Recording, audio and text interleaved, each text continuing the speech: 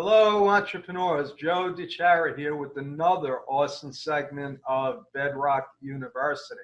And today I have as my guest a good friend, GINA St. George, who some people might consider a brainiac because she has a BS in chemical engineering and an MBA in finance.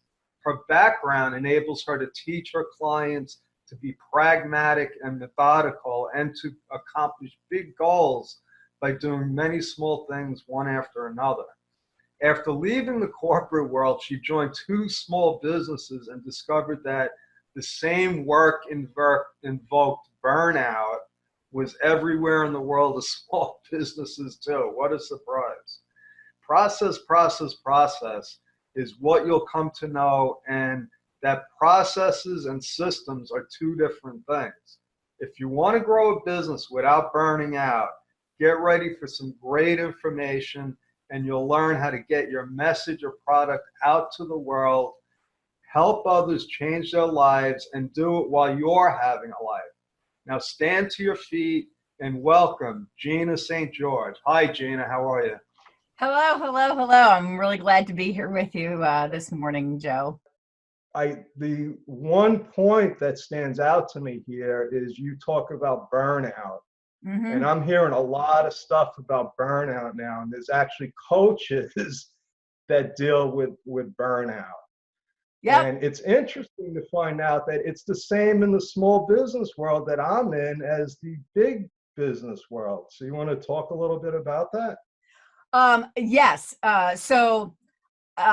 When I left, I spent 17 years in the chemical industry. So I did a lot of really cool stuff. I learned a lot. It shaped who I became as a business person because I learned a lot about business process. I did mergers and acquisitions work.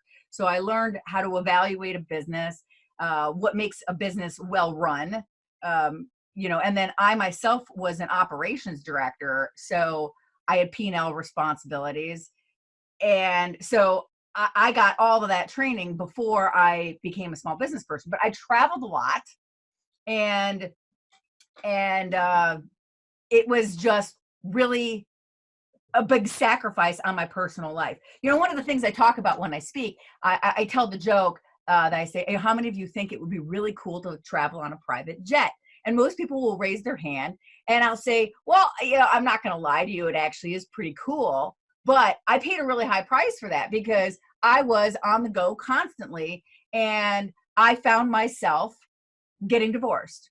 And because I had sacrificed my entire personal life for all of these goals that I had. And, that was my wake up call that, wow, all of this stuff that I'm doing actually doesn't have as much meaning as I thought it would.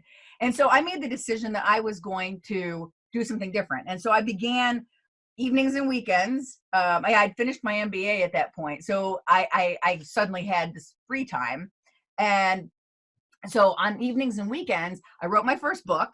And it was a book on bad leadership. It was a satirical book. I used the pseudonym when I wrote it because I still had a job.